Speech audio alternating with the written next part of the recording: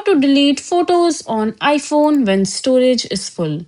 Hello everyone, welcome back to our channel, and in this video I'm going to show you how you will be able to delete photos on iPhone when your storage is full. So first of all, in order to delete any picture from your iPhone, you need to open the Photos app in your iPhone, and after that just select the picture that you would want to delete. So for example, I want to delete this particular picture right here. Just simply click on delete from here and click on delete. And once this picture is delete, just simply click on the select collection settings from the bottom corner, and over here just go to the recently deleted pictures option, and now you need to click on view album.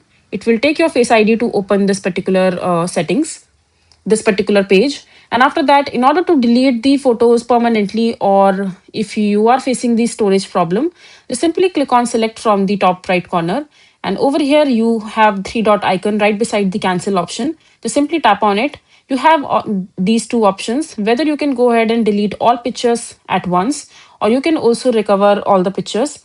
Since you want to get some storage or permanently want to delete your pictures, just simply click on delete all, or you can also go ahead and select pictures individually while tapping on them and click on the delete option from the three dot menu and click on delete, and these picture will get deleted from your iPhone completely.